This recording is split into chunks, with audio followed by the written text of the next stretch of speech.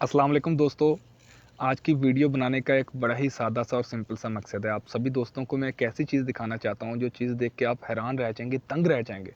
हो सकता है आपका हँस-हँस के पेट दर्द करने लग जाए। हो सकता है आप हैरानी से बेहोश हो जाएँ। इस तरह की चीज़ें मैं आपको दिखाने वाला हूँ जो देख के ना आपका दिमाग दंग रह जाएगा। और यकीन करें ये ऐसी चीज़ों के ऊपर जो हमारे पीटीआई के प्यारे भाई हैं, जो यूथिया खुद को बहुत ही दानिश्वर समझते हैं, अक्लमंद समझते हैं, खुद को पढ़ा लिखा समझते हैं, वो इन चीज़ों के ऊपर जो चीज़ें मैं आपको दिखाने वाला हूँ, उन चीज़ों के ऊपर वाह-वाह भी करते हैं, उन चीज़ों की तारीफ़ें भी करते हैं। चलें, मैं आपको दिखाता हूँ, ठीक है? तो सबसे पहले जब हम यूट्यूब ओपन करते हैं ना, तो इस बंदे का चैनल आपने सर्च करना है इमरान रियाज़ खान, ठीक है?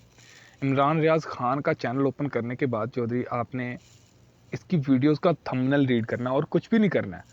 जस्ट आपने थंबनेल रीड करना है, आपको एहसास हो जाएगा कि यूथियों का और पीटीआई के वर्कर्स का, सोशल मीडिया एक्टिविस्ट का जो दिमाग है किस कदरे मफलूज हो चुका है, किस कदरे वो ज़हनी मरीज़ और ज़हनी गुलाम बन चुके हैं। जो इस तरह के थंबनेल्स पढ़कर फ़ौरन उस पे क्लिक करते हैं और इन वीडियोज़ के कमेंट्स को अगर आप पढ़ें तो आप हैरान रह जाएँगे कि उनकी इन बातों के ऊपर ये लोग वाह-वाह भी करते हैं। ये गीले-तीतर की इन बातों के ऊपर। अच्छा, चलें सबसे पहले ये आप एक थंबनेल चेक करें। इसके ऊपर जनाब इसने क्या टाइटल लगाया हुआ है, इस थंबनेल के ऊपर इसने क्या लिखा हुआ है? इसने लिखा है शरीफ बरादरान और अमेरिका से डील, ट्रंप का खौफ कप्तान को कैसे रोकें, मारने की साजिश 5 मतवक्का ऑफर्स, 27वीं तरमीम के लिए जुल्म, दिल दहला देने वाली दास्तान। अच्छा, इस तरह का इसने थंबनेल लगाया हुआ है और इस थंबनेल से ये ज़ाहिर क्या करने जा रहा है कि शरीफ और बरादरान और अमेरिका की आपस में कोई डील चल रही है। तो भई जहाँ तक आलमी मीडिया पे आजकल जो खबर गर्दिश कर रही है, अभी पाकिस्तान के अंदर कोई खबर आती है तो उसको ये गिले-तीतर कहते हैं जी मीडिया मैनेजमेंट चल रहा है। तो क्या जो दुनिया भर के न्यूज़ चैनल्स जो खबर रिपोर्ट करते हैं, वो भी मीडिया मैनेजमेंट पाकिस्तान इतना सुपर पावर कब से बन गया कि पूरी दुनिया का मीडिया मैनेज कर लेता है भई? अच्छा, दुनिया के मीडिया के अंदर क्या खबर जो आजकल वायरल हो रही है, वो ये है कि खान साहब जेल में से अपने डेलीगेशन भेज रहे हैं, अपने बंदे भेज रहे हैं अमेरिका के पास और अमेरिका की मिन्नतें कर रहे हैं कि प्लीज़ खुदा का वास्ता है हमें इस मुश्किल से निकाल लें।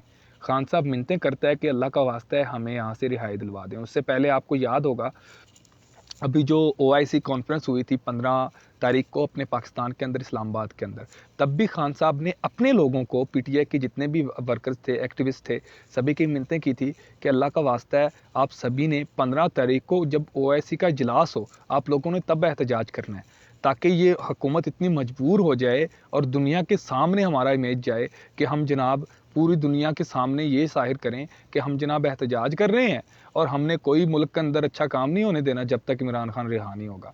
तो सबसे पहले तो मैं ये पूछना चाहता हूँ, क्या पूरे पाकिस्तान के अंदर सिर्फ यूथी ही रह गए हैं, बाकी किसी जमात का कोई सपोर्टर नहीं है? क्या पूरा पाकिस्तान यूथियों का है? ये चंद एक यूथी हैं, 200-400 होंगे, 1000 होंगे, 2000 होंगे, 10,000 होंगे। बाकी लोग क्या पाकिस्तानी नहीं हैं? जो पीएमएलएन के सपोर्टर हैं, जो दूसरे पीपी के सपोर्टर हैं, जो बाकी पार्टियों के सपोर्टर हैं, क्या वो पाकिस्तानी नहीं हैं? क्या सिर्फ यूथियों का ही पाकिस्तान के ऊपर इख्तियार है? तो अल्लाह का शुक्र है उनकी इमरान खान साहब की साजिश को मतलब मरीम नवाज़ के जो वेल अल्हम्दुलिल्लाह तरीक़ा से उन्होंने हुकूमत को मैनेज किया और इस्लामाबाद को मैनेज किया, तो इस साजिश से हम बच गए। अच्छा, उसके बाद जनाब आजकल पूरी दुनिया के अंदर ये एक चीज़ वायरल है कि इमरान खान साहब अमेरिका की मिन्नतें कर रहे हैं। चंद बरस पहले ये कहते थे कि बैरूनी साजिश नामंजूर, बैरूनी मुदाखलत नामंजूर। अमेरिका तुम कौन हो कि जो तुम कहोगे हम वो कर लेंगे? तुम कौन हो कि तुम हमें डिक्टेशन दो? और आज ये क्या कह रहे हैं कि अल्लाह का वास्ता है अमेरिका, प्लीज़ अल्लाह का वास्ता है हमें हमारे मुल्क के अंदर डिक्टेशन दो, हमारे मुल्क के अंदर आप किसी न किसी तरीके से कोई इस तरह का कोई दबाव डालो जिससे मुझे ये लोग रिहा कर दें। तो रिहाई की अपील जब हम मुश्किल में हों तो हम सबसे पहले किस बंदे से अपील करते हैं, किस बंदे के पास जाते हैं जब हम पे कोई मुश्किल आए?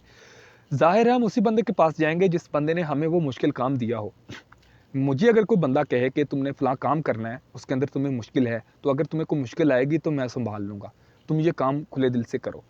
तो जब अगर उस काम के दौरान मुझ पे कोई मुश्किल आती है तो ज़ाहिर है मैं उसी बंदे के पास जाऊँगा ना जिसने मुझे ये काम दिए, ठीक है? तो आगे आप खुद समझदार हैं, इस चीज़ को आप खुद ही सोच लें। अच्छा, उसके बाद जनाब आगे चलें।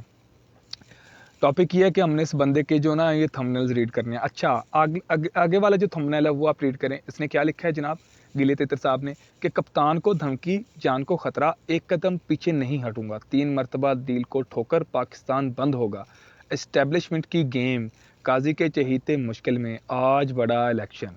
अच्छा, अभी इसकी इस वीडियो के ऊपर आप कमेंट्स रीड करेंगे तो यकीन करें जैसे मैंने आपसे पहले कहा है कि आपका हँस-हँस के पेट दर्द करने लग जाएगा। और कुछ जो लोग हैं उनको तरस भी आता है इन यूथों के ऊपर जो खुद को दानिश्वर खुद को अक्लमंद समझते हैं कि भाई ये किस तरह की मफलूजियत के अंदर पहुंच गए हैं, ये जहनी गुलाम बन चुके हैं, इनको ये भेड़ बकरियां बन चुके हैं, इनको कुछ भी कह दो ये वाह करते हैं। बस बात ये पॉइंट आपने जहन के अंदर रखना है कि आपने बस उसके अंदर खान साहब की तारीफ करनी है, ठीक है। आप उसके अलावा चाहे उनके बाबा को भी गालियां देते रहें, उनके बाप को भी गाली दे दें, बस खान साहब की तारीफ करते रहें, इन लोगों ने कहना वाह आपकी क्या बात है, आप बड़े समझदार हैं, ठीक है। इस तरह के जहनी मफलूजियत के अंदर ये यूथिये पहुंच चुके हैं, ठीक है। अभी ये कह रहा है कि कप्तान को धमकी, जान को खतरा, एक कदम पीछे नहीं हटूंगा। तो खान साहब जब से सियासत के अंदर आए हैं इन्होंने कितने यू टर्न लिए हैं, कितनी दफ़ा अपनी बात से मुकरे हैं। ये कभी कहते हैं जनाब मैं बात ही नहीं करूंगा, बाद में कहते हैं प्लीज़ मुझसे बात कर लो, हैं। कभी कहता है कि मैं मर जाऊंगा, आईएमएफ के पास नहीं जाऊंगा, और सबसे पहले आईएमएफ के दरवाजे का यही खटखटाते हैं। कभी कहते हैं जनाब फजलुर रहमान के साथ सियासत जिस दिन मुझे करना पड़ गई उस दिन मैं सियासत से इस्तीफ़ा दे दूंगा, और फिर उसी के साथ अपना इत्तेहाद बना लेते हैं मौलाना फजलुर रहमान के साथ। कभी कहते हैं जनाब कि जो अपने ये परवेज़ इलाही है ये पंजाब का सबसे बड़ा डाकू है, और फिर खुद उसी को अपनी पार्टी का चेयरमैन बना देते हैं। मुझे इस बंदे की एक भी कोई ऐसी बात बता दो जिसके ऊपर ये कायम रहा हो, ठीक है। ये तो खुद कहता है कि जो बंदा यूटर नहीं रहता वो तो लीडर हो ही नहीं सकता है। इस तरह के बंदे से आप ये उम्मीद रख सकते हैं कि वो अपनी बात पे कायम रहेगा, ठीक है। अभी ये किस तरह से मिन्नतें कर रहे हैं अपनी पार्टी के लोगों से, आए रोज़ लड़ता है कि प्लीज़ कुछ ऐसा कर लो। अच्छा, अलीमिन गंडापुर कहता है, बाकी पार्टी के मेंबर कहते हैं कि ये एहतजाज हल नहीं है। ये बंदा कहता है कि नहीं, ओआईसी के दिन एहतजाज करो, जिस दिन ओआईसी की कॉन्फ्रेंस है उस दिन एहतजाज करो, क्योंकि उस दिन पूरी दुनिया से मीडिया के जो लोग आए हुए होंगे तो वो हमारा एहतजाज देखेंगे। क्या पता हमारे मुल्क में तो सबको पता है कि मैं किस तरह का बंदा हूँ, झूठा हूँ। दुनिया वालों को तो यही लगेगा ना कि इमरान खान को गलत इन्होंने बंद किया हुआ है। तो उसने ये नहीं सोचा कि इससे पाकिस्तान के अंदर जो कॉन्फ्रेंस हो रही है उसको क्या नुकसान होगा, उसने सिर्फ अपना फ़ायदा सोचा, ठीक है। और यूथियों ने कहा कि ठीक है जनाब। और जो लोग आए गंडापुर के साथ वो वोटर नहीं है उनके, वो लोग हैं जो 5-5 हज़ार रुपये दिहाड़ी लेकर आते हैं, ठीक है। वोटर तो एक भी नहीं निकला, उनको मालूम था कि ये गलत चीज़ है, क्योंकि वोटर, कुछ वोटर इस तरह के हैं यूथियों के, पीटीआई के, जिनको अपने मुल्क से भी मोहब्बत है इमरान खान के साथ साथ। मैं ये नहीं कहता कि इमरान खान से मोहब्बत नहीं करो, लेकिन भाई आप पाकिस्तानी हैं, अपने मुल्क से भी मोहब्बत करो।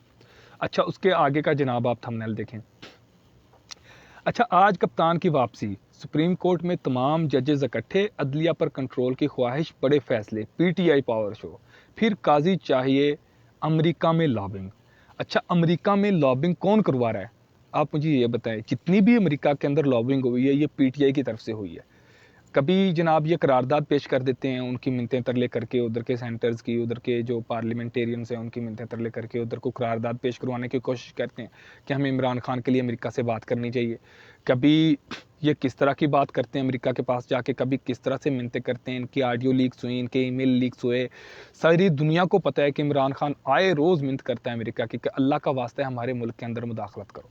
और ये भाई साहब क्या कह रहे हैं कि अमेरिका के अंदर लॉबिंग, हाँ लॉबिंग हो रही है, लेकिन ये पीटीआई के हक में हो रही है भाई, ये कोई और बंदा नहीं करवा रहा। अच्छा, आगे आ जाएं। कप्तान का बयान के जरिए पैगाम, पीटीआई के 3 अहम इक़दामात। अच्छा, सुप्रीम कोर्ट बार इलेक्शन में वकला का तारीखी इम्तिहान, हुकूमत की बौखलाहट काजी मुश्किल के अंदर। इस तरह की यार ये क्या ये बंदा है, और ये बंदा तो हैरान कुन है ही, क्योंकि इसे तो पैसे चाहिए। जो चीज़ ज़्यादा देखी जाएगी इस चीज़ के ऊपर उतनी ज़्यादा वीडियोस बनाएगा और उतनी ज़्यादा बोंगियाँ मारेगा। मैं हैरान उन लोगों से हूँ जो लोग इसकी वीडियोस देखते हैं, ठीक है, और उसके ऊपर वाह भी करते हैं। उन लोगों को अक्ल और शऊर और दिमाग और मेंटेलिटी से उनका कोई वास्ता ही नहीं रहा है। जो लोग पीटीआई के वोटर्स हैं ना, जज्बाती, जो नज़रियाती खुद को कहते हैं, उन लोगों के पास मैं समझता हूँ सोचने और समझने की सलाहियत ही नहीं रही है।